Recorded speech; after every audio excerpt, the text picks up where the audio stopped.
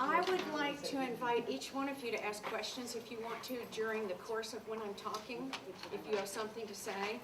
I don't quite know if this is the slide it ended up on, but I know that we talked about story writing, so we're just going to review story writing. That really the teacher makes the first book with the children. If you cannot make the first book with the children, and 1/3 of the participants in the Beautiful Handwriting Study this year have confirmed through a survey that they do not want to do something like this. They're just not comfortable doing it, or they don't have the time or the inclination to do it. One of the questions was, would you purchase a story writing handbook to use as your first handbook if you don't want to do this yourself? And all of them checked yes. So, I do agree that as teachers, sometimes when we make something and do it with the children, it has a better effect. But I also think that if you had a book that looked identical to this in size and shape, and your students were using it and going to copy it, that is a viable alternative. But the real truth is that they're going to copy the story first. You're going to do copying. Even though their letter formation may be great, you're teaching those new things of spacing and capitalization and punctuation. And there is a point where they're not going to want to copy anymore. And here's one of my students from last year. And this was one of the stories. Actually, it's his books that he let me bring to share with everyone. But here he was writing a story about his classroom. The traditional educators who have done a lot of writing studies state that whenever a child is engaged in writing something that is meaningful to them, if they're doing 15 minutes of writing, you need to give them 10 to 15 minutes to illustrate their story. And if you leave that out, they will not be as encouraged to draw or write.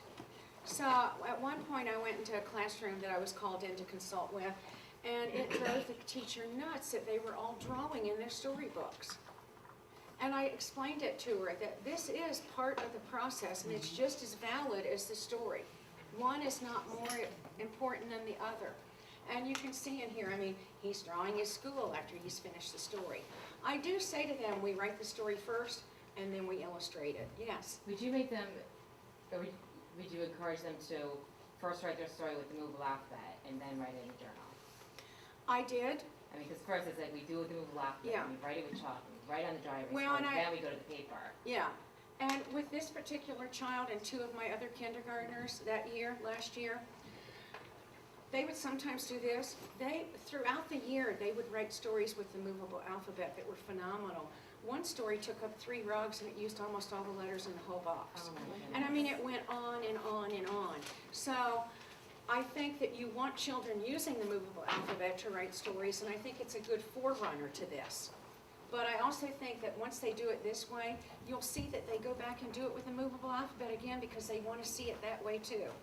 Like on one of his stories that he wrote it, he did it, and then he went over and he got out the movable alphabet rug and the movable alphabet, and he said, now I'm writing my story with the movable alphabet. So he did it after the fact, and he really copied his entire story that he had written in his journal. And I can never picture any of my third years, at least this year.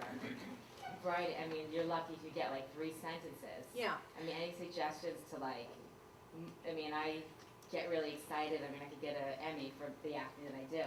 But anything to like help them encourage to keep going on. And, you know, sometimes you get them started and I don't know what to write or... Well, you know, part of your question is how do you inspire them more when they don't seem to be inspired? And part of your question that I heard has to do with what we all deal with. Each year, it's a new year. Each year, there's a 3-year cycle. Each year, we either have a young classroom, a middle classroom, or some years we have an advanced classroom. This last year at my school here was an advanced classroom. I had 8 kindergartners who had all been there they were in their 3rd year with me, except for one. One had never been to school yet. She came the first day of kindergarten. She couldn't write. She had no idea of phonetics. She lived out on a farm. Her grandmother had taken care of her. She knew more about farm animals than I would ever know. But those other skills that her friends had, she didn't have a clue about. What I found was that she picked up things really quickly because they were carrying her along and They were twice the teacher that I was, or 4 times the teachers, because they wanted to do it with her and included her, and she caught up quickly. But I also want to tell you that I think that once every 5 to 7 years, you have a class like this if you're lucky. It's not every year. I mean, and the truth is, 6 years before this, I had a class that was so young, I should have been called a toddler teacher. So we don't, the hand we get is the hand we get. It's like this pulling teeth. Yeah, and we have to, as teachers, sometimes realize, like this year, I left that school. These kids, I've tracked them this year just to find out how they're doing. He has been the student of the month at his school, and when they tested him, he tested at a 3rd grade level. 2 of the other students tested at 2nd grade levels. Not that that's important to us, but in a way, I was fortunate to have this very, very, very advanced class. So when you don't have that very, very advanced class, you make it more simple. You know, with your storybook or story writing, you do 1 line, and that's enough. So when they're doing, sorry to be hogging at this. No, it's good. Like, the thing where they trace it, you write the story, then they copy it. So Yeah. it's basically, it's just for handwriting. It's not really part of, I mean, they might be able to trace it perfectly, but have no idea what it says. But that's okay? Yeah. Now, Okay. are your children totally non-readers at this point? I mean, no, they're working on They're sight freelance. words. They're definitely, probably almost 10 of them that are pretty good at Yeah. breezing through the pink. Well, I think you try to write sentences like, his cat stories and those. Those were really, it's the cat sat, the cat did this. I think you go back to something real simple like that so that they can read it. Also, the previous year to this, I had the story writing book out, and out of the 5 children that I had, and that class was a really young class, and I had 2 very learning disabled children who couldn't even read with me. There was a lot of this they just couldn't do. They would sit in the lesson or they could leave the lesson. It was their choice. But I think you go back to simple, and that year, the year before this year, most of my children were not copying the stories. I was putting them in their book, writing them in their book, and they were tracing over them. And then after it was over, when they bring it back up to me, we always read it together and I always track. So a perfect thing to use would be one of the box books. Yeah, They perfect. could do a sentence strip a day or Yeah. 2 sentence strips a And you day. also hit on another thing. Take what's in your classroom Make it work for you. and make it work for you. The Bob books are good. If you're studying something in science that has real simple words in it, just go back to word writing. You may not get to this level some years. And this year in my classroom of 11 kids who have never been in Montessori before, had no social grace skills at all. I mean, I'm not quite sure we'll get to this point at all this year. And some years are just like that. I was just a suggestion. We sometimes allow the students to draw the picture first, and Yeah. that pulls the sentences out of them. If they draw the picture, then you say, well, what's happening in your picture? Tell me about it. One sentence turns to 2. My brother has a blue car. The wheels turn fast. Just what I mean. The picture can sometimes pull out the sentences. My question actually was, earlier you mentioned correcting the students, and I'm not sure what context you meant, and I just wanted to ask you a little bit more. When they're writing, are you suggesting that we correct their writing as they go? I Just am. wanted to ask that. I am. And we will, there's another slide on that later, but let's just go on and do it now. With correcting children, years and years ago when I went to college and became a Montessori teacher, I was really taught that you don't correct children, that you go back later and reteach it. And that would be harmful to their self-esteem and not be encouraging them to use the material again. And there were times that I wanted to correct them, but because of my training, I didn't. And it was like I was torn inside. I think I should do this, but I've been told not to. And being a newer teacher, I had not found my way there yet. And then when I started teaching this handwriting, people started coming up and talking to me about this subject, and I had grown in my thought about it. If I'm teaching you correct letter formation, and you're starting with this, if you're starting to do it and I'm in front of you, and you've already started it, I will wait until you're done with that one, and then I will show you how to do it the right way again.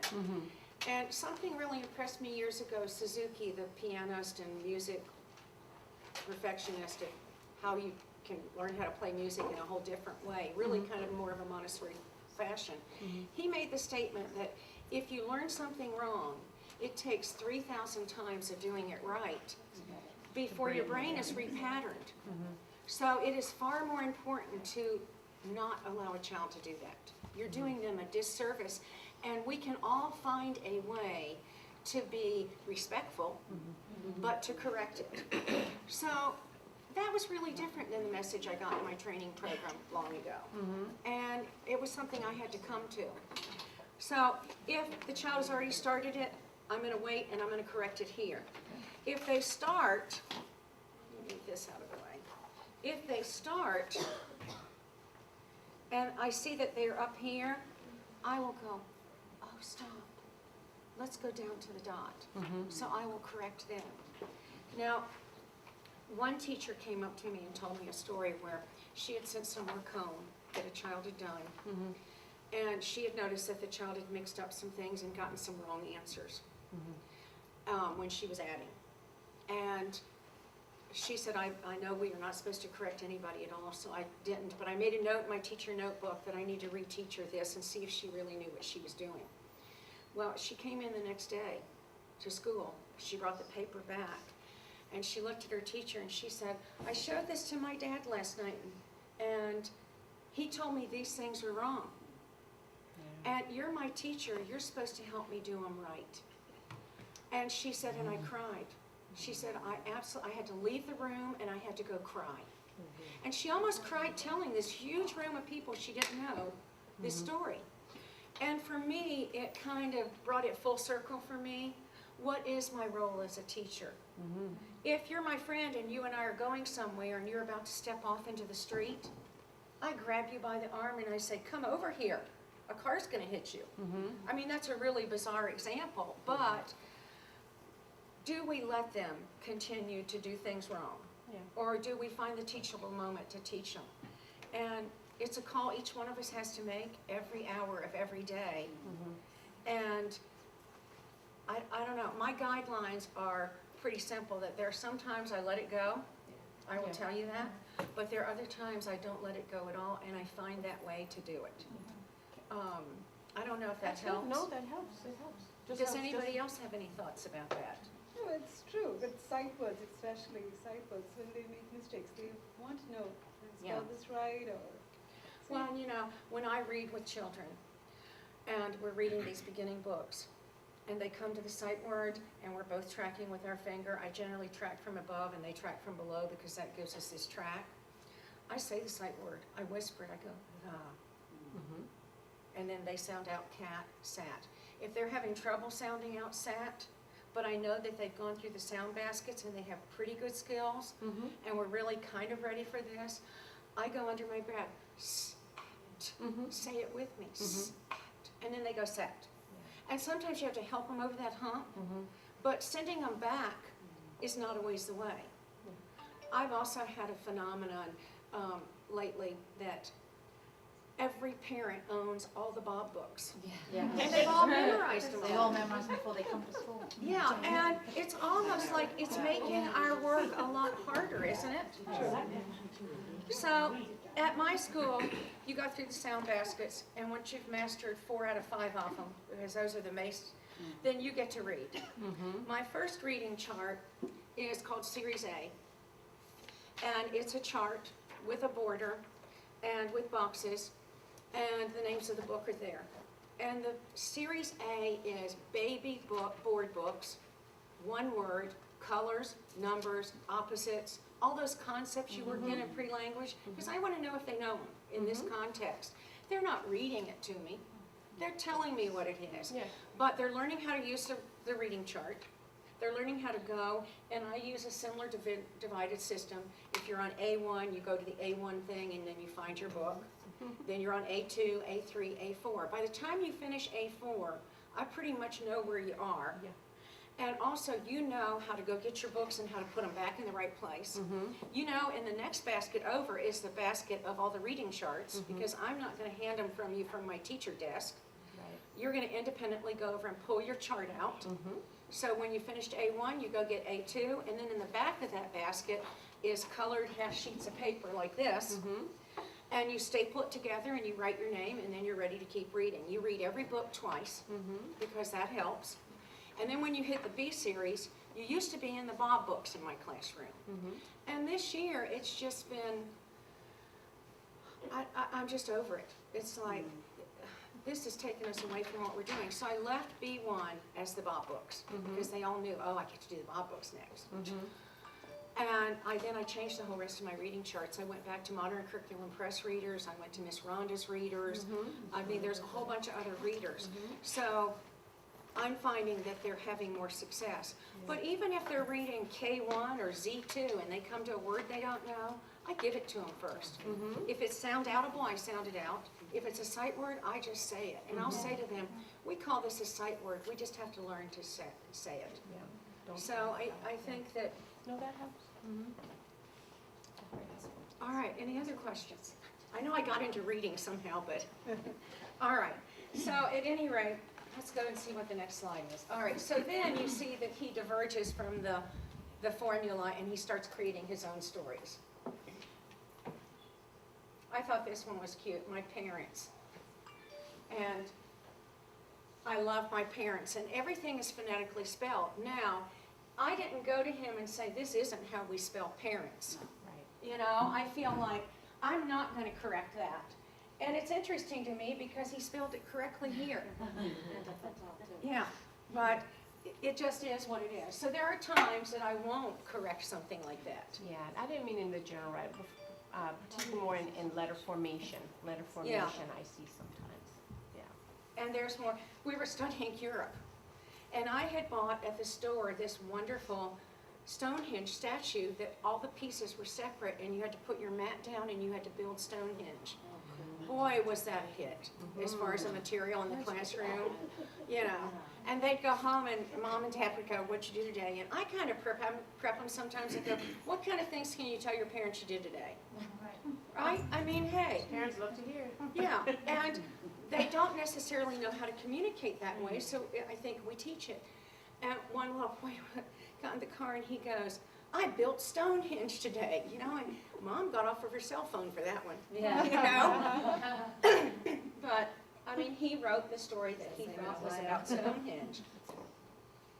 All right, writing and how to track them. You all have in front of you a book of charts. You also have in the beautiful handwriting teacher guide, which looks like this, you also have charts. The charts that are spiral bound are the newest charts. The chart in this book is older. You will notice changes in it. But the key point here is really do use their work and record their work. And let's see, can I borrow yours for just a minute? So with this teacher observation guidebook, I start at the beginning. And this will at some point be a computer program that you can buy so that you can go to your computer and enter all your students' names once and copy and paste them. But for right now, you list your student's name. I always like to have either the birthday or the age because that's a real quick glance for me of developmentally where are we. And then it's really the basics is on the first page. Dominance, prehensile grip, child's name. Do they draw their name or are they learning to write their name? Do they use the chalkboard and the metal insets? Do they draw shapes and do representational art? And what I do in recording the information in the book, we don't have any of the extra books here, do we? Of these charts like this. Does anybody, let's see, maybe over here. Oh, good. Because I want to show you in the, oh, no. All right, well, I'm going to show you with one from here. Oh, no, here they are. Okay. So I would come in and I would fill out all their names and everything. And then when I'm recording information about them, for example, are they using the chalkboard? If they're not using the chalkboard, but I've introduced it, and most of you know this system, it's one mark, like a triangle, but it's one mark. If they're using the chalkboard and I feel like they're still figuring it out, it's 2. If they've really mastered it, it's 3. If they have a dominance, I put a circle there. If they write their first name, but they're still working on it, and let's say they're left-handed. So right now I can look at my little squiggles here, and I can tell that my student here, let's call her Sarah. Sarah is left-handed. She's been drawing her name for quite a while, and now she's working on the first name, her first name. She hasn't mastered it yet, so there's just the 2 lines of the triangle. So at a glance, if I see children wandering in my room or walking over towards writing, I got this huge full view of 10 kids per page or 8 kids per page. If she's drawing shapes and she's mastered the line and the circle, and she's just starting to work on people, because these are kind of in sequential order, that's what I'm going to put. Likewise, then when I turn the page, it's the exact same page you just had, because most of you have more than 10 students. So in this spiral-bound book that Alison's has made for you, you've got 3 pages of the same. I like to group my students, 3-year-olds on one page, 4-year-olds on the next page, 5-year-olds on the next page.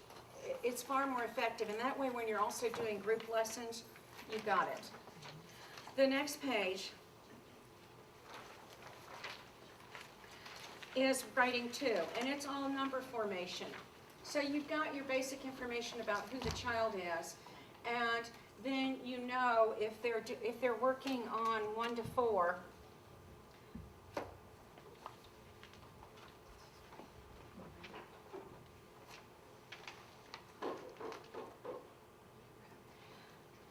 If they're working on it, tracing it, I've put it to the left of the number, and the spacing is off a little bit. I'm going to have to double check our spacing on this. I put it on the left side because we're tracing. Now let's say that Sarah has started working on tracing 5, 6, 7, 8, 9, and I've introduced it to her, but she's not even doing it herself yet. She's still working on the first set of numbers. It's going to look like this. And then, oh man, Sarah's doing really great. She's mastered all of these first numbers, and now she's working on the other ones. So I've got it like this. So they're triangles. Here, let me do this. I was going to say, if anybody else can I read should that, put please these raise on your this. hand. And now all of a sudden we've introduced copying to her. And so now I'm working on the right side. I've introduced the copying for her, right over here. Okay? And I apologize for the spacing weird. It used to have more space on the left side. I'll have to double check that one. Using her action sticker.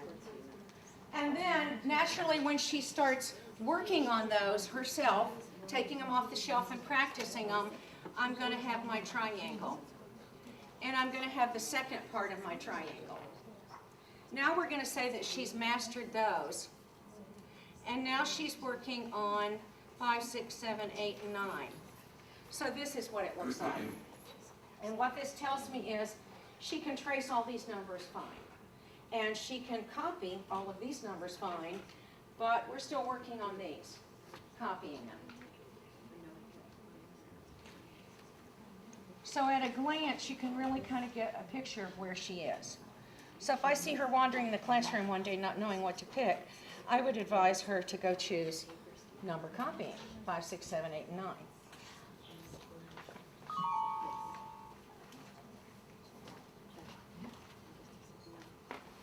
So would you keep this by your handwriting section? Yeah. Instead of saying having one by, in my head I would put this by the math stuff and the other stuff by language. Yeah. And, I you guess know, you can it make brings work up, yourself. how do we all record keep? Some of us do it on a computer system like MRX or, I forget the name of it.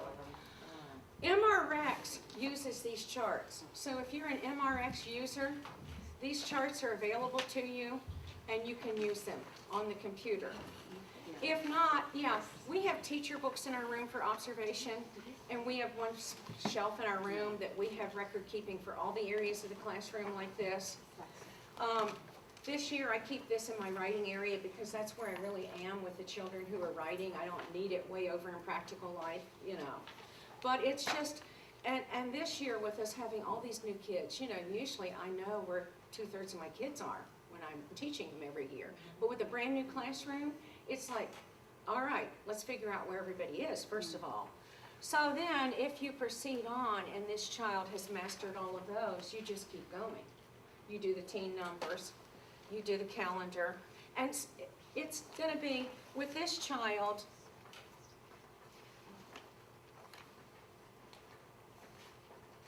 I guess I should really take some screenshots of children's charts that I've done. But it's not uncommon to have it like something like this, where they've mastered the calendar even though it's way over here, and they're copying it, and it looks great. But we're still working on number formation with teen numbers. I feel like with writing, it's really important. So now, if you go past number writing formation in the book, you've got letter formation. You're going to do the same thing with letter formation. And after letter formation, and we do letter formation in lower and uppercase. And then we move on to what I consider more advanced writing, which is words and sentences. All of those more advanced writing. Once you've got the basics down, then you can proceed on. Writing on the line and up to story writing. Yes?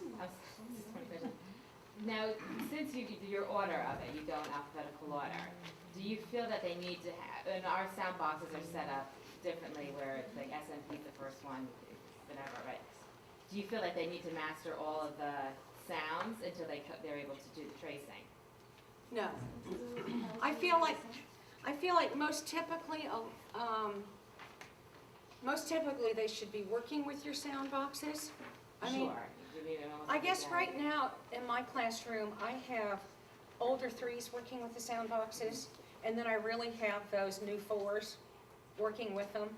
And usually within 4 to 6 weeks, they've mastered the sounds. And they're usually also writing them. And their writing is not very primitive, it's more advanced. They've got their pencil grip, they've got their dominance, they've got the strength in their hand to write, and they have been tracing. And they move through it quickly. I mean, when Montessori said in that quote, if you do this at 4, children get it very quickly, I can tell you that most children in most of my classrooms have gotten writing within 4 to 6 weeks. So where they're independent of me and they're on their own, and some of them way before that. Now in this new classroom I'm in, 4 of the children are there now. And it's taken twice as long. But these are new kids, a new classroom, and Yeah, I just had some to of them had convince never my been to school director now. before. Just told to do less writing. yeah. And so at any rate, that's just record keeping. If you have a method of record keeping that you like, I would continue using it. I don't reinvent the wheel if the wheel is working. But if you need to integrate this in, it's just real handy and it's real easy as a teacher tool to know where they are. Also, when you're going to write a parent conference, you're not going to race around the classroom and try to see where every child is real quick and assess them all. You know, I mean, I've done it too. I have, yeah. And not that I won't do it, but it's also when I look at this and I open it up and I see where everybody is, I might go double check it, but I've got a good clue where to begin with them, you know. So I just think that it's a valuable tool, and however you record keep, do it and try to keep it up. Not that we'll all keep it up all the time. Sometimes there are days that I go, I couldn't even get over to the book to write it down. We all have those days. All right.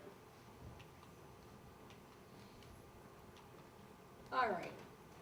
We talked a little bit about cursive, print, and Danielian, but not a whole lot. How many of you use print?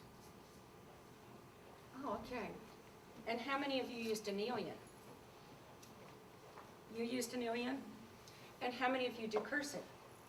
Oh, okay, 2 of you, good. All right, well, with teaching in print, I think it's just something that we give them all, no matter what school they're in. And if you're a school that just all does cursive, some of those schools do not choose to teach print. I just think it's a vital, good skill, and it doesn't take much energy to do it. I do think that there are different types of cursive. And in teaching cursive, a lot of Montessorians do not want, let's see, how can I do this? Well, if you cover up the green line, a lot of the cursive is like that, without the green lines. Most teachers that I know that are in Montessori schools want that beginning extender line to it. And please take some of these before you leave, the cursive sheets, just to look at them, because they all begin with that line that you're coming up and going over. And the neat thing about teaching cursive is there's only one dot where to begin. I mean, you can't go wrong, right? I mean, it's quick to learn cursive. It really is, especially when you're writing words. They love it. My kindergartners last year decided that as part of their kindergarten year, in April and May, they all started talking about how they realized they were going to different schools and they weren't going to see each other. And there was this great sadness that came over them one day. Do you have a greeting card for that? It's a good idea, though. It is a good idea. It really is. I'm going to write that one down. Well, Julia decided this is what we should do as kindergartners. She said we should go over to all the shelves and do all the work on all the shelves in the classroom. So you would see them. They would go to the math shelf. They would start at the beginning. They would do a few math works, and then they'd go back to their other work. And then the next day, they knew where they'd left off. And it was like they wanted to experience this. And all my years of teaching, I'd never seen this done in this magnitude. I've seen it done with a few, but not everybody. So they made their way, and they decided which shelves they were going to do first, second, third, and fourth, which I thought was pretty amazing. So they made their way to writing. Well, you know, there's however old you are is how many sheets you get to take off the shelf.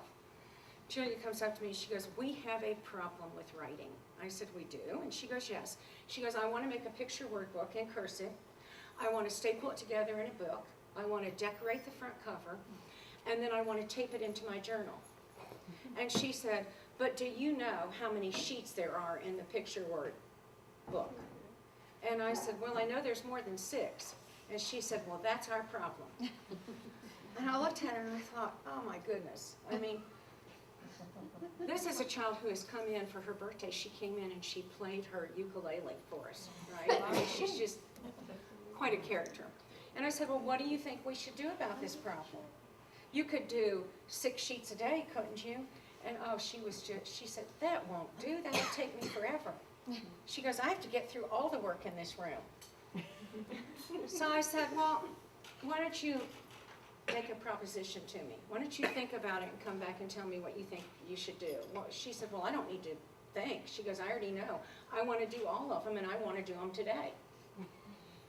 And I said, do you think you can get your other work done? She said, well, what if I do my other work first? And I said, that'll work for me.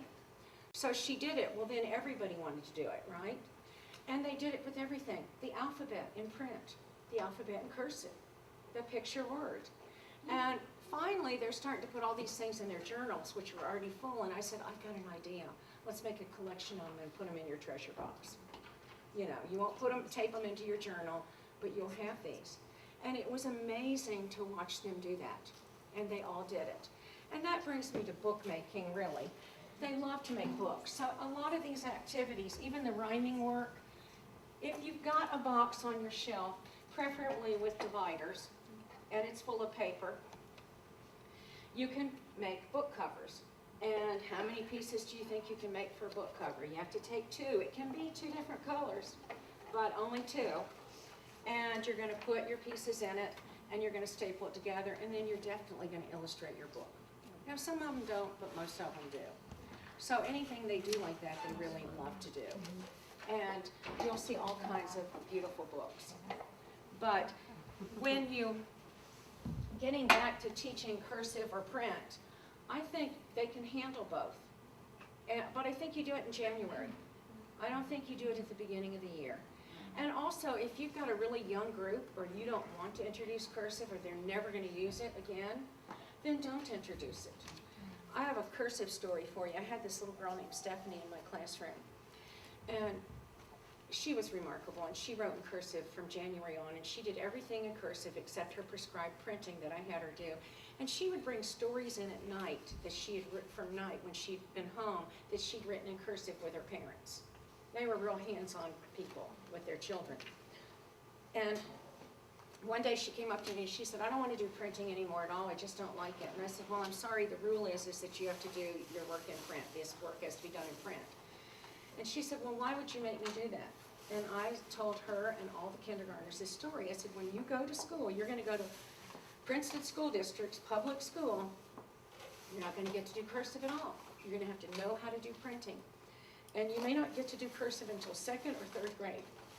And she said, well, I don't believe that. And I said, well, it's the truth. So Brian was in our school, who was her little 3-year-old brother. She was a kindergarten, and Nicole was a baby at home. So Stephanie goes off to school that next year. And at that school that I worked at, we did this special thing where certain holidays during the year, like Columbus Day, we were in, everybody else was out, and siblings were invited. Oh, boy. Oh, it was wonderful. It was really, there were siblings that had been in the school and had graduated, not the babies. Nicole, no, she didn't come.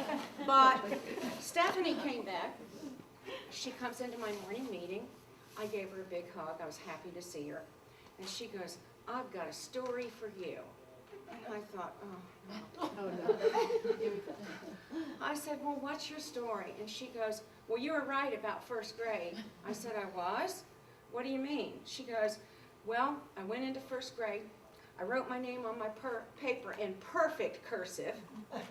And my teacher came by and put a big red X on it. And she goes, she told me I wasn't allowed to use cursive. And she said, but I wanted to use cursive anyway, so I wrote all the answers in cursive. And she came back and put a red X on all of my papers and wrote my mom a note. Do have to prepare them for where they're going.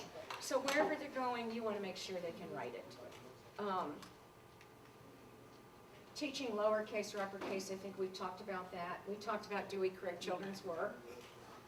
Computer usage, okay? This is a big one. Years and years ago, none of my students had computers at home that they could use. And I had a computer in the classroom, and I had cute little programs on it for certain things, Reader Rabbit and other things. And it was great.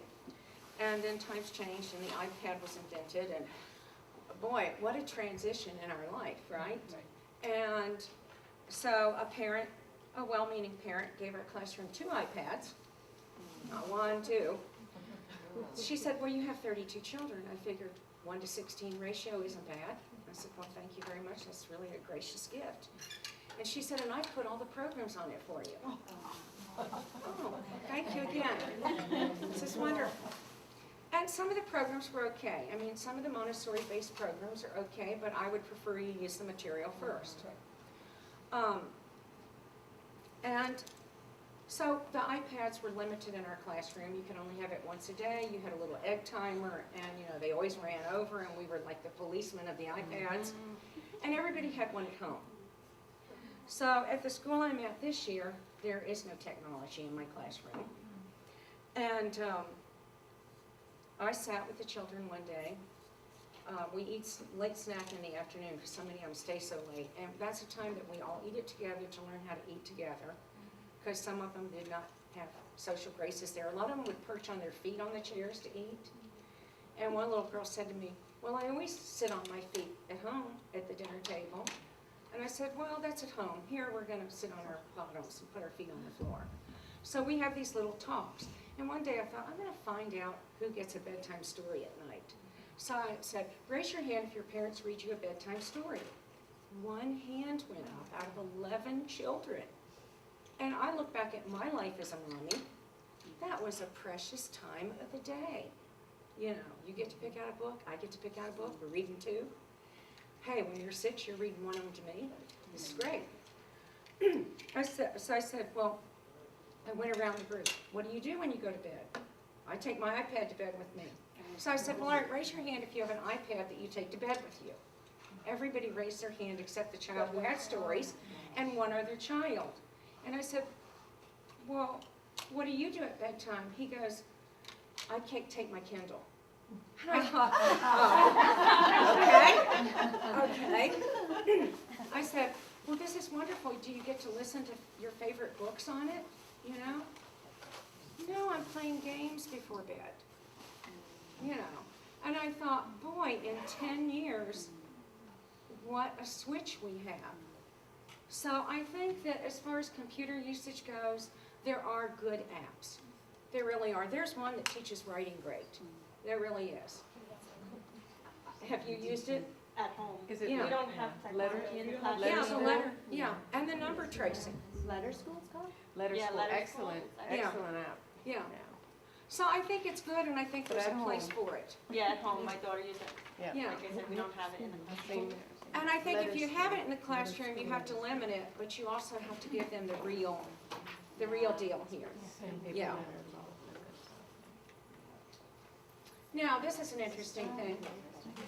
The light table, you can buy these at Michael's or photography stores. It's just it's a variation, you know, and it's kind of fun to put it on the light. So, light tables are fun. They're a neat way for them to work. One child, when I had a light table, and I think this child may be doing it too, because let's see if I can do this. Should I just trace Oh, yeah. It looks like she's got a second sheet underneath it. So it looks like she's got the tracer sheet first, and then the blank sheet. And so she's really tracing. But it's a great tool to do it, and it's a lot of fun to work at a light box. Yeah, So it's attractive. if you have a space for it, it's great work.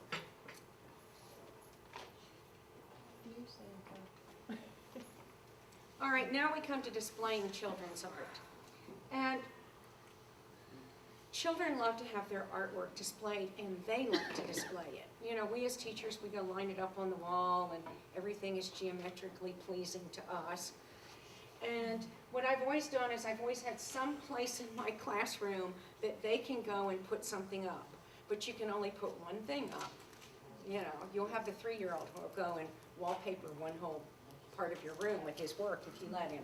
So in this, the children are sitting here writing, but there's also their display area. Whoops.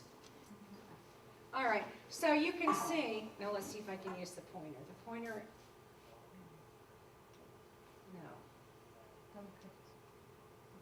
Well, you can see that I had these doors in my classroom, and so the children could go and put up one of their works. Not all children do it. Not all of them will do it. Just some of them will do it. And they also know that if they're going to put up one, they have to take down their old one, and it's amazing how many of them will do that. My friend one day, who's in this writing study at her school, she's doing an extended day program with her kids too, and she's decided that they do 10 minutes of writing in it, and then they do an art project, and it works great for her. So the kids all said they wanted to put up their work.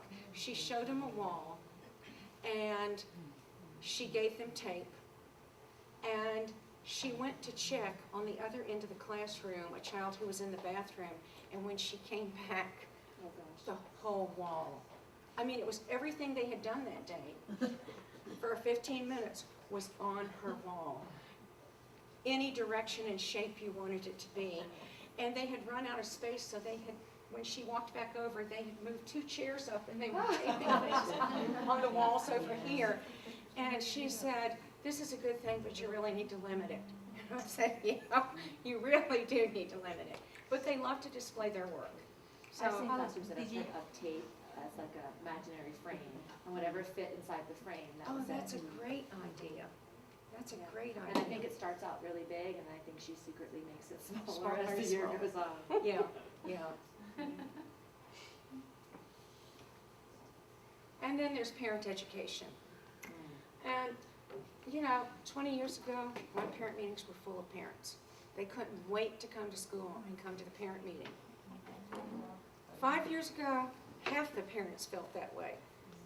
Today, 2% of the parents feel that way. They don't have the time. Or they come to your parent meeting and they've got their iPad in front of them, or, oh, excuse me, I gotta take a phone call, and their phone's ringing when you're in your parent meeting. So, we as educators can't give up on parent education because we are co-partners with them, but we have to find a different way. That's why there's a little blurb in your book about the stages of writing and what we're doing at school. And I believe if you send something home in a newsletter, half the time it's not read, but at least some of the people will read it. And I know that parents are now looking on the internet for webinars on Montessori education so they can learn what their children are doing in your classroom. The problem is that it's not your classroom, and that's not you speaking. And you may not feel the way that person who is speaking.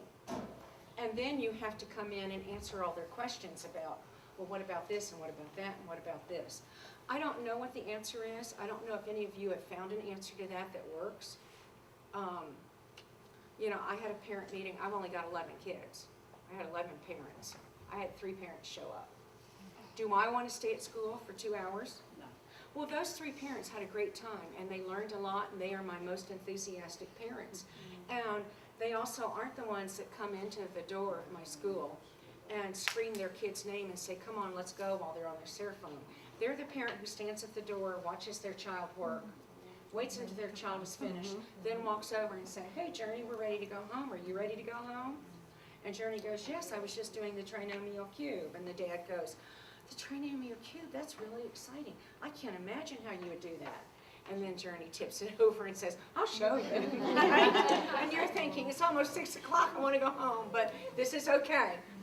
And Journey builds it, and her friend Caitlin's sitting there next to her, and Journey looks up at Dad and says, this is my best friend Caitlin. She and I sometimes do this together. And Journey's dad looks and goes, it's nice to meet you, Caitlin. I'm glad to see that you're one of Journey's friends. You know, those parents are rare anymore, and we need to encourage more of them. But I have not found an answer to get those other parents to me. I sent home notes on child development because I had 2 of them carrying on about things their children were driving them crazy with at home. So I thought, oh, my answer is I'll send out this short 1-page blurb on child development, stages of the 3-year-old, 3.5, 4, 4.5, 5, 5.5, periods of equilibrium and disequilibrium with 3 sentences under each. The 2 parents who were complaining to me the worst, I followed up with them a week later, and I said, did you get my paper on child development? The last line gave you a tip on how to deal with this situation. And I picked the situations they were having trouble with, like getting the kid to bed at night and stuff, you know. Oh, no, I don't have time for that. Could you send it to me as an email and maybe I could look at it? And it was like, no, I can't. You know, you came in, took up my time telling me you can't get your kid to bed at night. What am I going to do with this 4 3/4-year-old person who's running around the house hiding from me? I said, it simply said, ask her to hop like a bunny to bed and see if she can do it. And you couldn't read that? But they can't. We're too busy with technology. So with writing, I have felt like parents are less interested in it. And also several of my parents have said, oh, why are you even bothering them? As soon as they learn how to use a computer, they won't have to do this. And some of my kids already know how to use a computer and are really proficient at using the computer. And I think, well, that's great, but there's this brain connection that's really, really important. And the patterning, if you don't do anything else, you have to do the patterning. It's phenomenal. I'm going to ask if you all have any suggestions for each other about how to get parents more engaged, raise your hand. And if you don't, we're all in this boat together. And we remember that we're really there for the kids anyway. I want to talk about the importance in one thing. When you look at the math book and you look at some of these other books, these activities are in no way meant to replace your Montessori materials. They have to use the materials. They have to use them on the floor, on the rug, not on the computer program. they have to count the chains. They have to explore it for themselves. And then when you're really sure that they understand the chains and they love the chains and they get it, then you introduce this as an extension. So a lot of this stuff, even though it's writing and we need to teach writing in a classroom, we need a shelf for writing, a lot of it is an extension and it's not meant to replace the material. When we talk about parents, they're so busy. We have to find a way to entice them back into their child's lives because that's what it's all about. It's all about knowing your child and being there in a way. So some of these things, such as when we're studying the continents and we're studying the animals, some of these works in the World Series of books that I sell are meant as extensions to the card material. They're not meant to replace it. I can't tell you how many teachers come up to my table and they go, I love the World Mammal book, but why can't I buy the nomenclature cards? Because it's missing. And I go, well, it's not a nomenclature work, it's classification. When I went to school, a long time ago, they taught the 3-part nomenclature cards, and they're valuable. And there's a lot of different things you can do with them. There's several different lessons that we all use. But classification is another really important work. It's like organizing the brain. And we don't do enough of it in a lot of classrooms. So with this work, World Mammals, we take it, I'm going to pretend I'm on a rug right now. And we have to find the labels first. If we're not going to use the world map, we have to find the continents. So we go on a continent hunt, and we all look for continents. Oh my, I don't have all the continents yet. There's supposed to be 7. Let's see, 1, 2, 3, 4, 5, 6. One missing continent. Where is it? Oh, and it's North America. Now, so I do that first. We find the continents. Now, in my school, we sing the continent song a lot, so I sing it when I do this.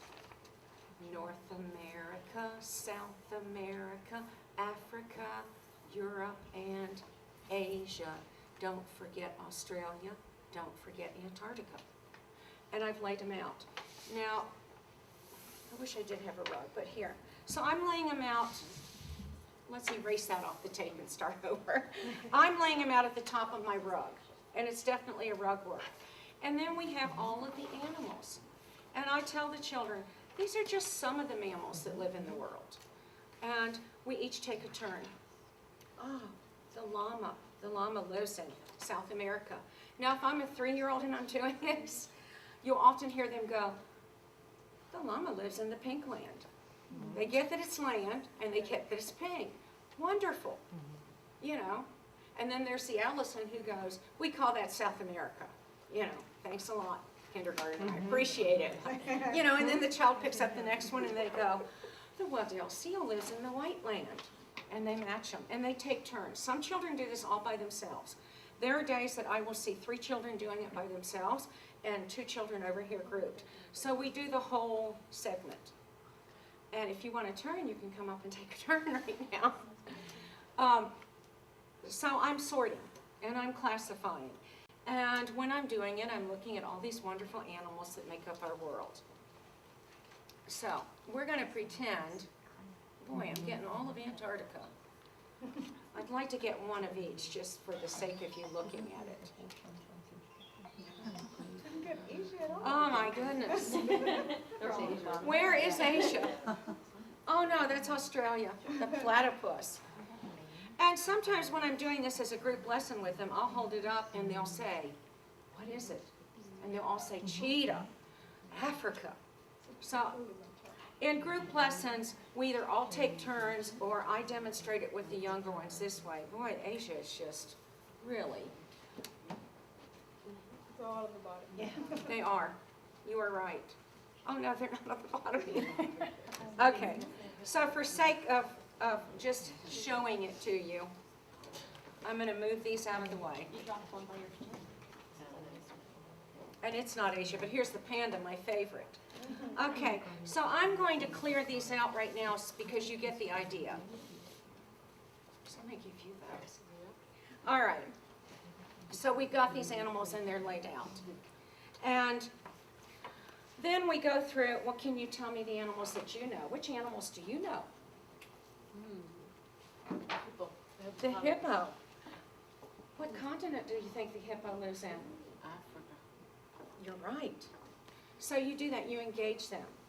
What animal do you see that you recognize? Platypus. What continent do you think it lives in? Australia. Yes, you're right. So we do a lot of that. We can also play the game where we each take so many cards and then it's more like go fishing and we take a continent each.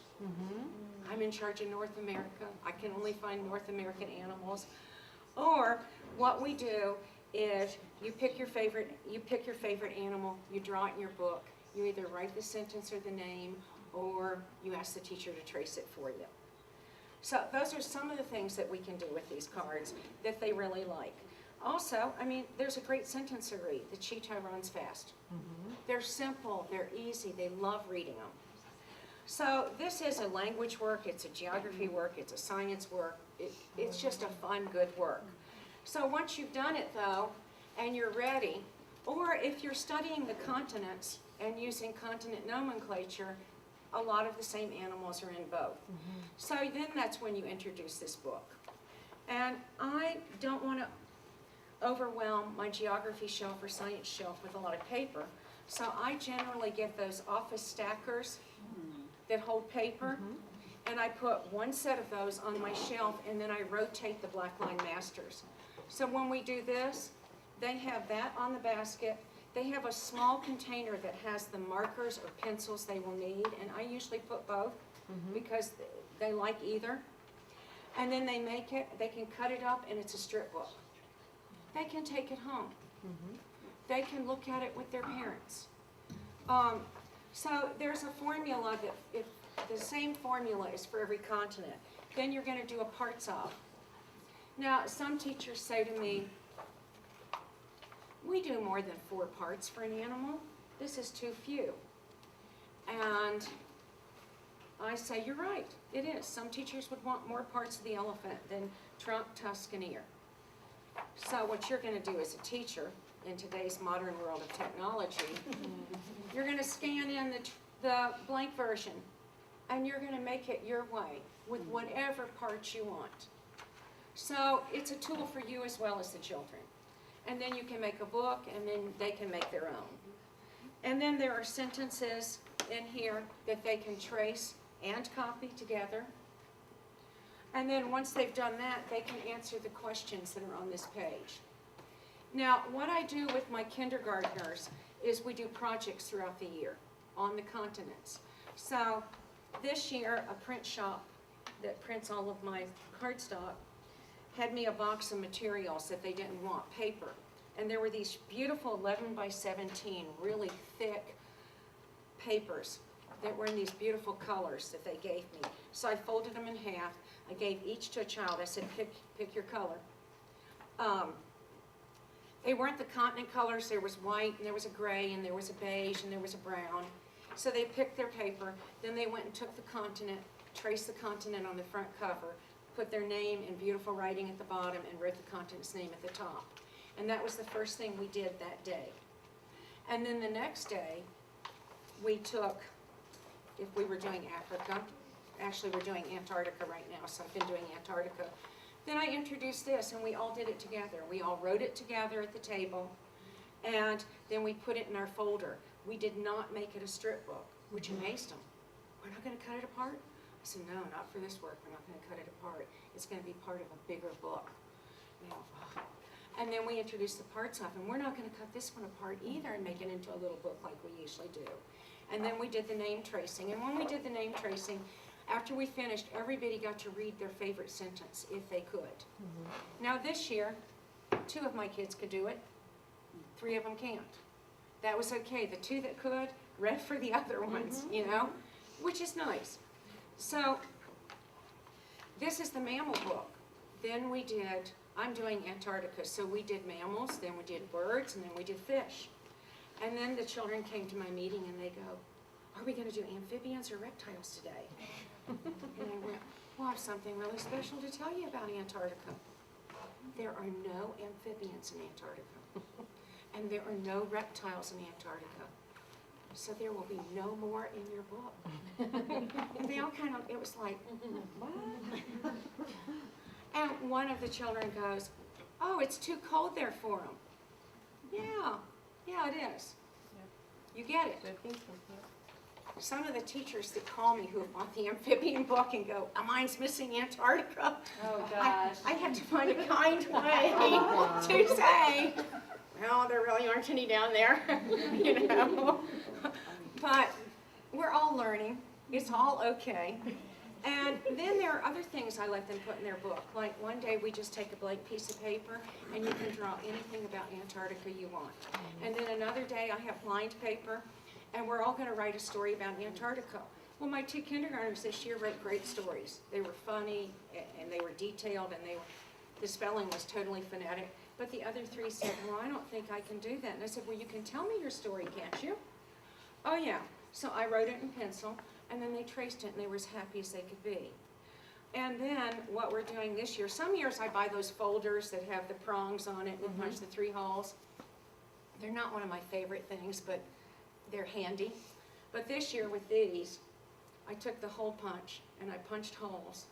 It was too thick for them to punch them. And I got out beautiful yarn. And I put tape around the front of it, and they sewed their books together. Oh my goodness. They were breathless.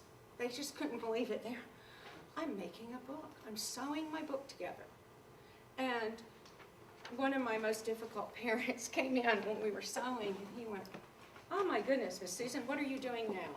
And I said, I'll let the children tell you. And they all said, we're sewing our books together. And he looked at it and he goes, oh, I never look at Alex's work. Oh. And I said, well, you'll want to look at this one. I mean, you know, you'll want to look at this one. And So, they say kids say the darndest things. yeah. So, it's really bringing something in, teaching it, and then letting them explore it thoroughly. So, when we do extension, when you as teachers make a material, or you may have something on your shelf that you want to extend into writing, use the computer to do it, lighten the darkness of the lettering, put beginning dots if you need it. You will notice there are no beginning dots here. We are really beyond that. Now, if the 3-year-old picks it up and wants to do it, or the beginning 4-year-old, I'll watch them to see if they start, or You can just add. I go over and dot it. I've dotted so many things in my lifetime. The other thing, years ago, all of the black line masters used to be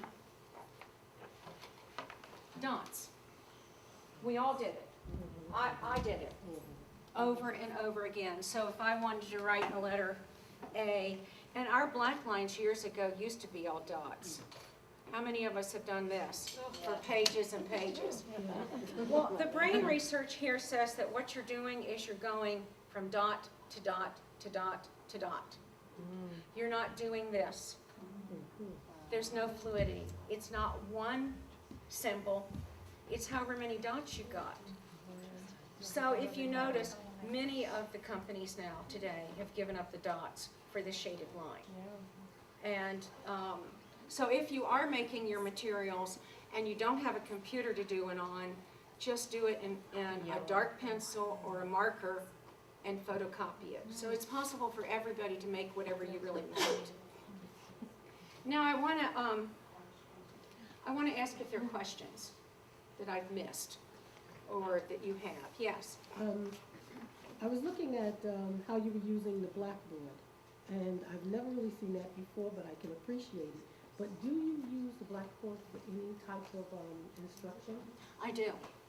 When I'm first introducing the writing sheet, my Blackboard sits pretty close to my writing shelves.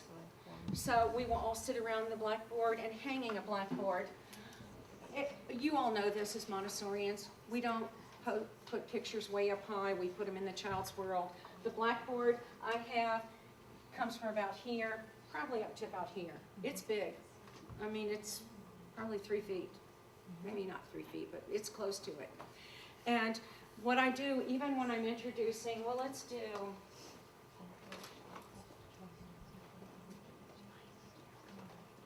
if I'm introducing number formation even, I'll invite all the children over to the chalkboard. We'll sit down on the floor. I'll say to them, we're going to work on numbers today. And on the chalkboard, I rarely start with 0 when I'm doing it on the chalkboard because it's a shape too. And so I start with 1. And let's pretend here's the chalkboard and I'm sitting on the floor and the children are around me. I'll take the piece of chalk and I'll go from the top to the bottom. And I won't even say anything, I'll just draw it once. And then I'll look at all of them and I'll go, what did I just put on the chalkboard? Most of them get it's a 1. And I go, watch me again. I start at the top, down, that's a 1. And then I let every one of them have a turn doing that. Because I think that's important, not just to watch, but to interact, because that's when I get it. If you sit and give me a lecture with my brain, I'm sorting it out for days. But if you show me how to do it and let me do it, and you give me feedback, I'm pretty good at learning something. So I think twist to the chalkboard too is that same lesson, a little jar of water and a paintbrush. yeah. And after you draw, it just makes it more fun, but it's also prehensile grip, but it's, you know. It's another Makes way it a of little doing fun. it. Any way you can do it. So I do, every time I introduce it to the 4-year-olds, a new writing sheet, I do it at the chalkboard first. And then we go over to the table and we each take a sheet and we do it. If they're ready for this. Some of them aren't even ready for this yet. And eventually I'll have slides of some of the other chalkboards that I've taken pictures of in my lifetime to just demonstrate that. Your idea is great too. There's They also, love the paintbrush. oh yeah, there's also a material out that you can buy called Zen painting, I think. Oh, that's, For yeah, cursive that's great. writing. I have a whole wall on the chalkboard in my Yeah, kitchen. and that's another where you're using water. We use that one for cursive writing, the Zen board. Now, talking back about a chalkboard, one school that I went to didn't want to use chalkboards because the parents had complained about the chalk, of all things. And I like to use the fat railroad chalk, not the thin chalk, because the thin chalk breaks, and it's a lot of dust. Oh, yeah, yeah. So I use the big fat railroad chalk. Now, the drawback to the fat railroad chalk is that it's huge, and anybody who has a fist grip is going to grab it with a fist grip. But that's okay, because the children who grab it that way probably aren't ready to do this yet anyway. And so one school I taught at said, oh, we don't do chalkboards because the chalk is bad for the children. We do a whiteboard, and they had a whiteboard in my room with those markers. No, So that's those much are better. good. Oh, yeah, fumes from let's those all dry get high on markers instead of getting chalk dust on our hands. And so the school director took me aside and she goes, I know you're really funny about this, but I'm gonna ask you to use it for a month, and after a month, if you don't want it, I'll go buy you a chalkboard. All right, it's fair. And after a month, I went to her and I said, I want a chalkboard. This is somehow it's not the same experience at all. It You doesn't know- have the same amount of resistance No, either. it Like if doesn't. you Yes, write it with the doesn't. dry erase, it's like, ooh, but Yeah. with It's really chalk, too smooth. it has enough resistance that Yeah. it's, you More know. deliberate. Yeah. Yeah, it is. Yeah, you're absolutely right about that one. Well, and also the smell. It really does bother me. Now, when I introduced the chalkboard in that classroom, the children were thrilled, right? Oh, it was the hottest new work going. But I also had two little boys who all they wanted to do. Oh no, they would draw all over it and then they'd go like this, and then they thought it was really great to go over to their friend and yeah. And all of a sudden I looked around and like 3 people had handprints and chalk all over them. So, no matter what you introduce, you have to guide it to the proper use of it. And, but I love a chalkboard. Yes. What can you say about the children that, I think you covered it where you said they really, until they're ready, until that pencil grip is proper. What about the children that are 4 or even beyond 4 that aren't quite there? I mean, we're still redirecting them back to all those practical activities, but it feels like they're kind of missing the boat because they're really not ready to hold that pencil. Right. And if they're really not ready to hold it, you're doing the right thing, sending them back to practical life. Yeah. And sensorial. Yeah. Anything you can pick up like this, yeah. That's really all you can do.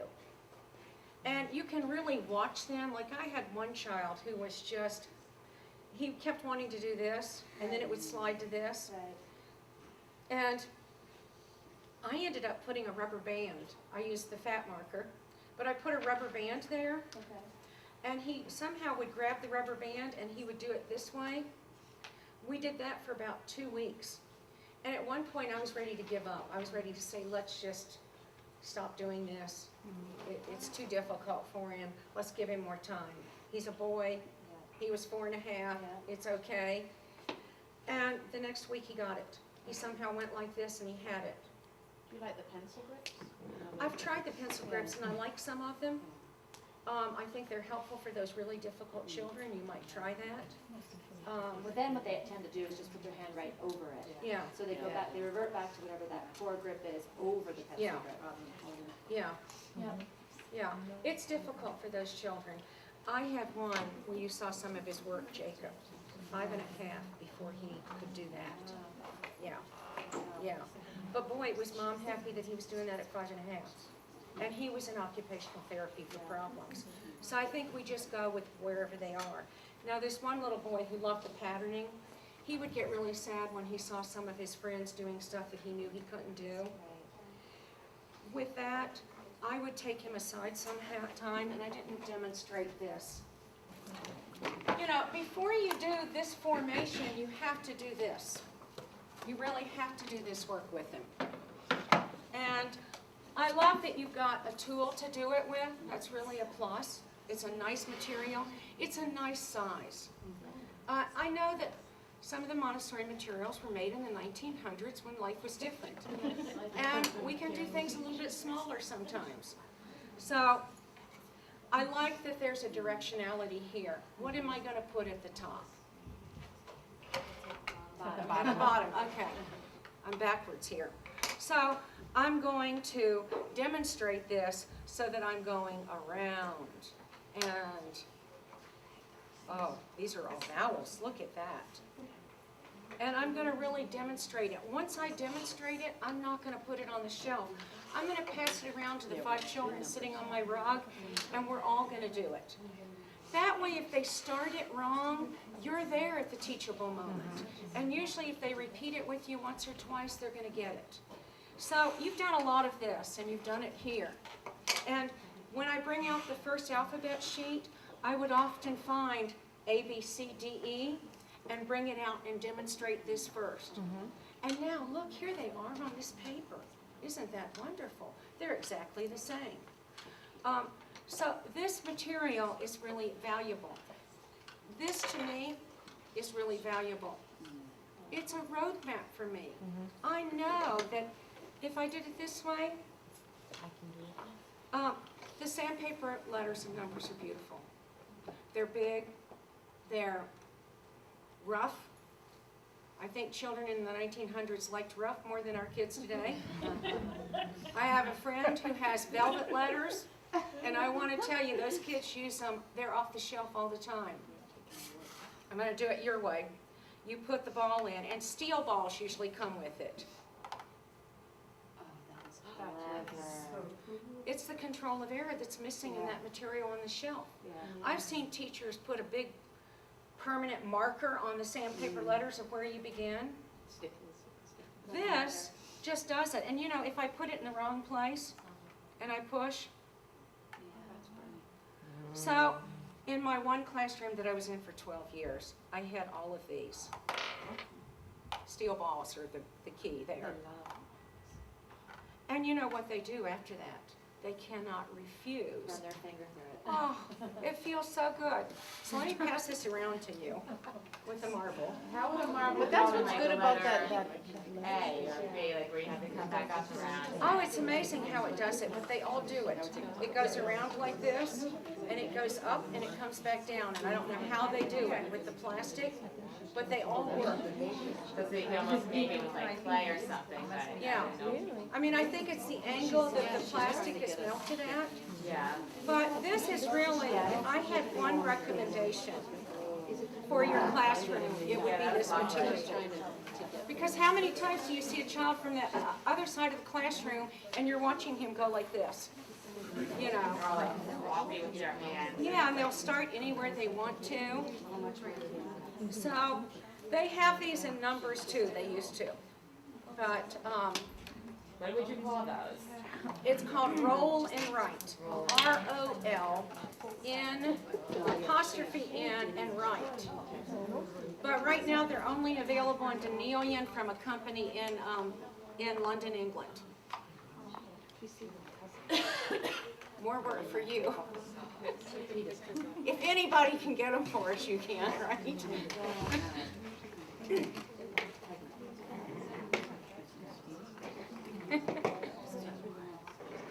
So at any rate, you always begin with the real material first. Always with the real material.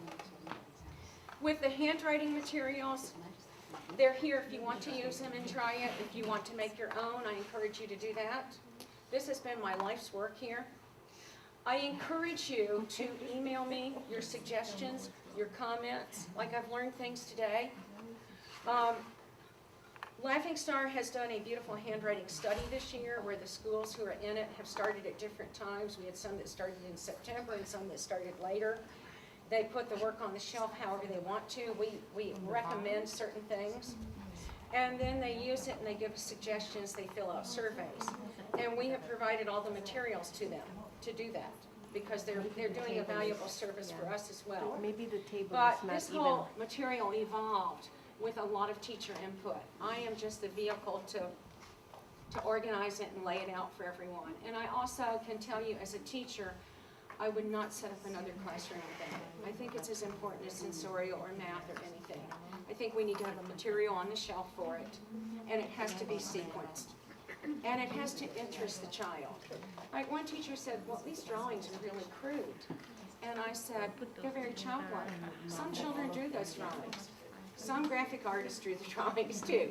But we want it to speak to the child. That's who it's for. It's not designed for you as an adult to decide whether you think this picture is great or not. Just color it, you know.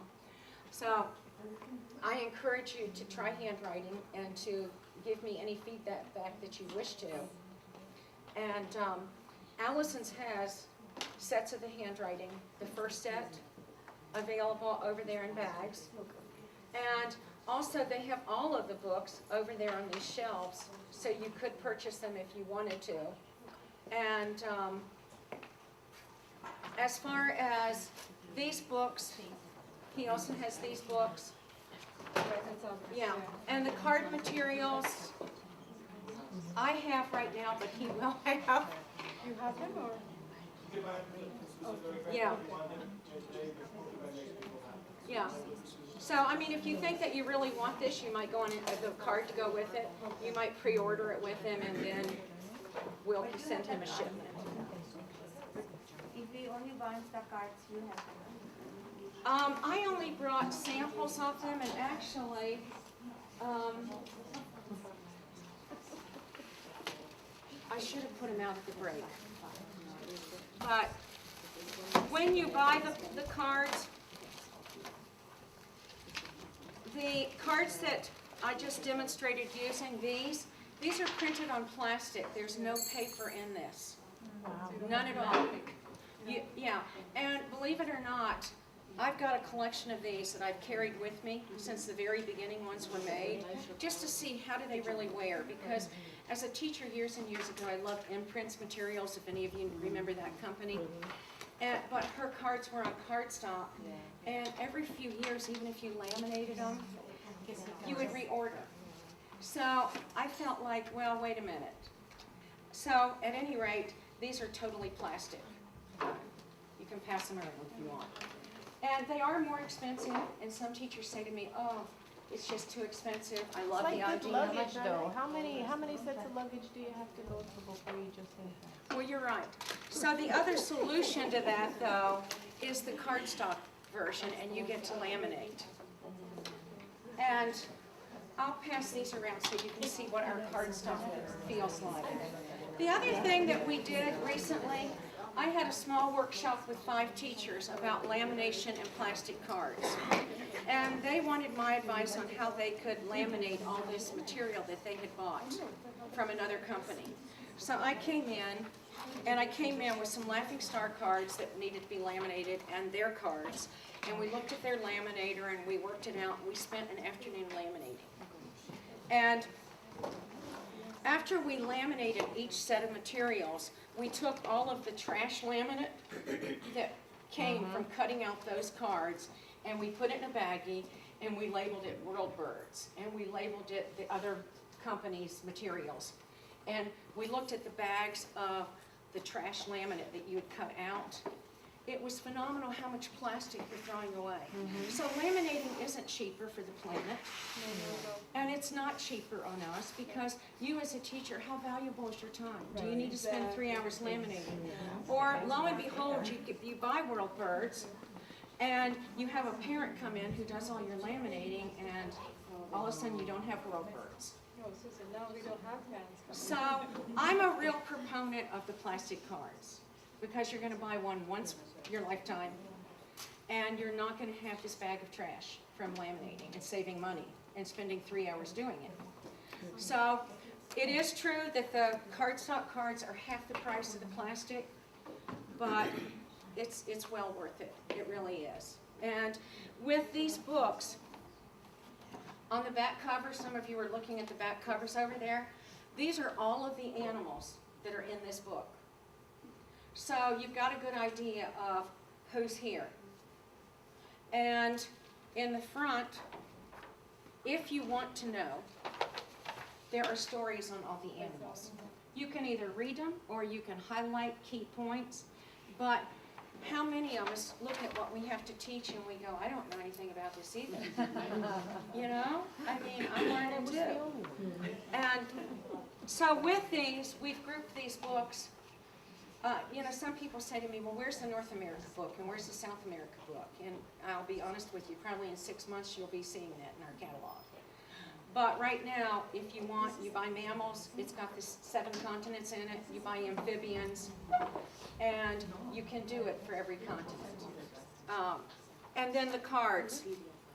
And I have a question for all of you, because teacher feedback is really key to me and key to my work. So, for years, we've had primary and elementary versions of, I'll let you guys deal with it, of the cards, because the language is different on them. So for years, some of our cards have been, let me pick one of my favorites. Oh, the Balkan terrapin. So here's the primary version. Real simple, real clear, continent symbol, Balkan terrapin on it. Real simple. When you look at our world birds, world amphibians, world mammals, it's this format. Name, sentence. Simple sentence. The orangutans are in the trees. It's pretty easy for me to figure out to read. The dingo is a wild dog. So a lot of teachers have complained about reptiles. I get it. So this is the new version. Name and sentence together.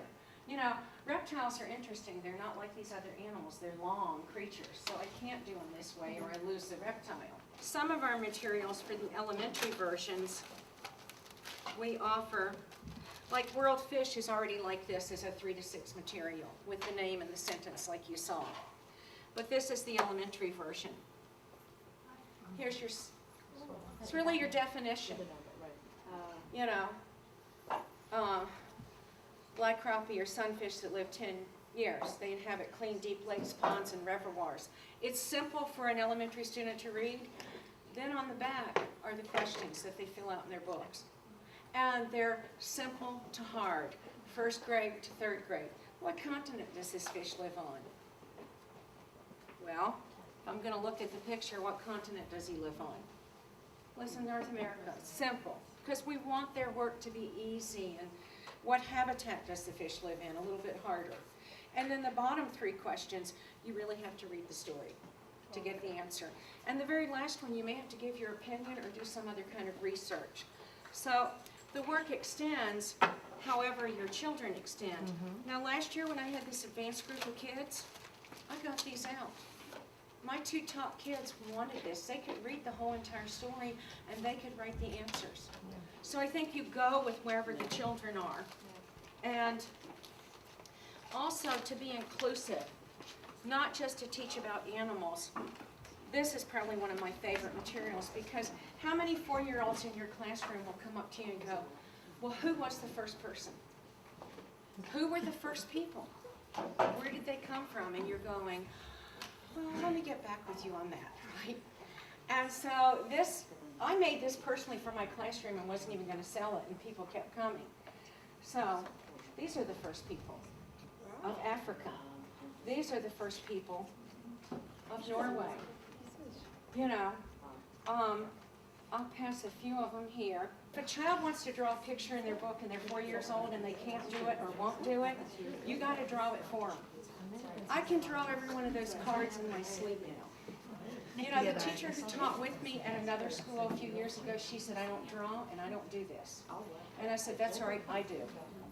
The teacher I'm working with now, who's not even a trained Montessorian, but she took assistance training programs and online stuff. She's got her heart and soul into it. And I said to her, how are you on drawing? And she said, pretty primitive, but I don't care. The first child came up to her and said, can you draw me a llama? She said, I'd love to. And I thought, oh, thank goodness, you know. And it may not be the best llama in the world, but it's the best for them. And then they color it, and then if you trace the word llama, they trace over it. So with the first people, when they first started bringing me their cards, it was like, boy, animals are easy to draw, but how am I going to draw this Sami woman from Norway? Well, I just found a way to do it. And I also found that they like it. Sometimes they bring them to me and they go, draw the flag of Norway for me. Oh, well, I can do that. So I think any way that you interact with them, and let's see, did you look at them then? Okay, let me take these over here. In my classroom, I have a science shelf, a geography shelf, and I have my map stand.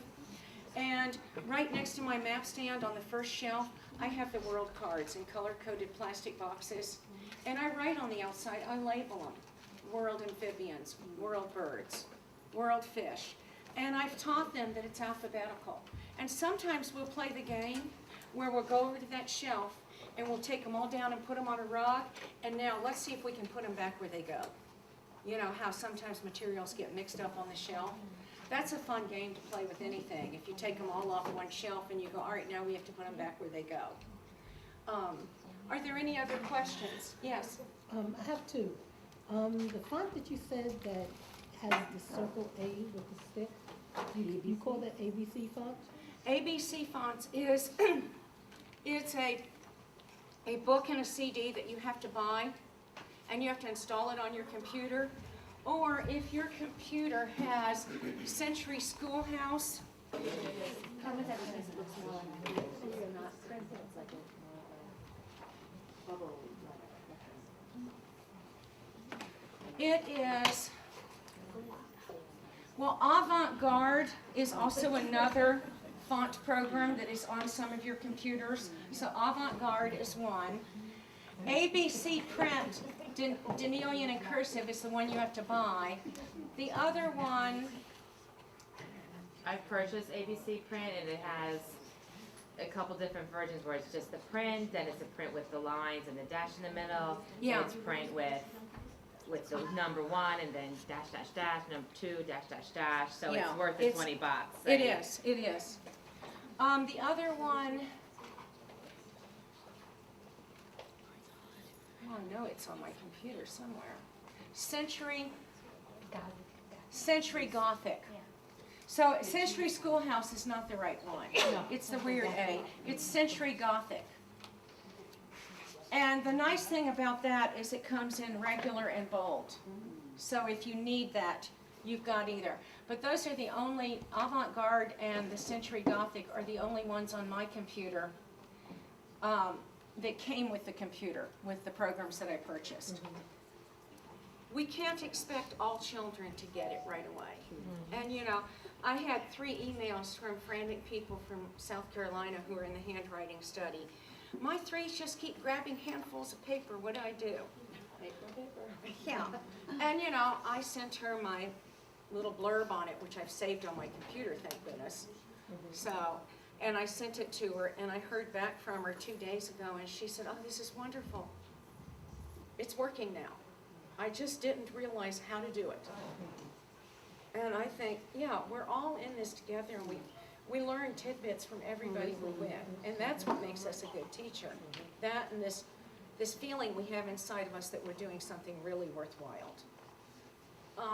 Any other questions? Do you give them 2-lined paper for writing small letters, or do you give them 3-line? Good question. I give them the 3 lines. I give them the top line, the base line, and the dotted line. And for a year there, I experimented with the handwriting without tears formula, where you have just the base line and that next line. And I didn't like my results with it, because I felt like, and maybe it was because my children had always used the 3 lines. I mean, that could have been part of it. But I just felt like it did not give them such a structured place to write.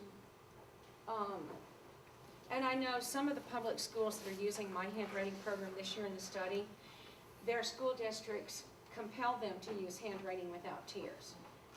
So what they decided to do, I mean, I was grateful that they would try both programs. And they've been using handwriting without tears for 8 years. And I got the response from Molly the other day, and she said to me, she said, you know, I am so grateful for this program this year for one reason. And I said, well, what is it? And she goes, usually the first 3 or 4 weeks of school, now she's the teacher who has 3 and 4-year-olds and 5 to 8 kindergartners, and then she gets 10 to 15. This year she got 15 kindergarten children who'd never been to school before dropped into her classroom. Public school, you know. So she's dealing with an intense situation. She goes, this is the first year in 8 years that the kindergartners have not cried for the 15-minute handwriting without tears lesson every afternoon that I do. And she goes, they bawl and they cry. And I said, you gotta be kidding. I can't even relate to that, you know. I said, what do you do? And she goes, well, I endure it because I have to teach this lesson.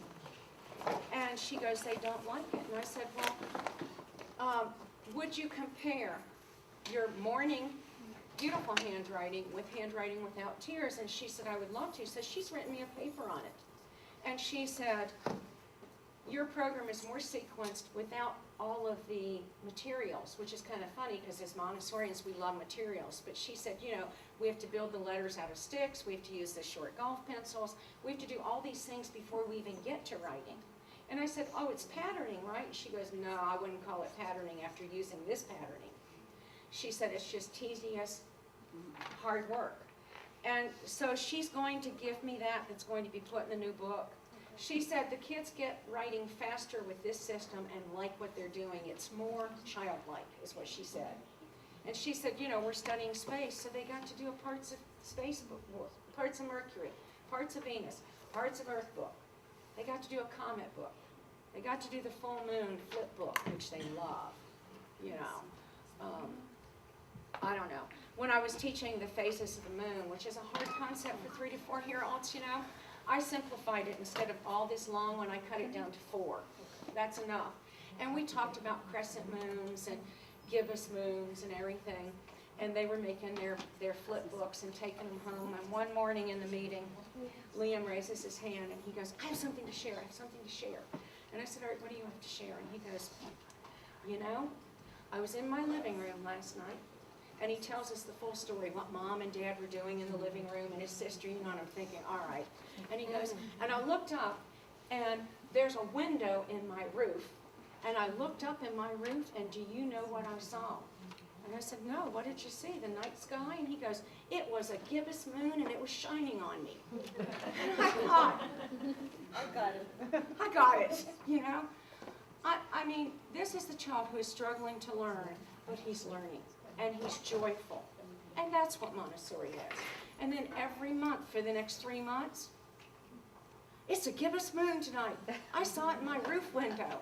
You know, we're not studying the moon anymore, but you still are there with it, right? So that's what it is. It's a love of learning. And so I don't know, if you use a different system and want to try this one but don't want to throw out the old one, I would recommend it, you know, and take what works for you. Right. Other questions? I want to thank you all for coming. And coming to this wonderful warehouse, and I want to thank you for inviting me and having us. This is a wonderful space.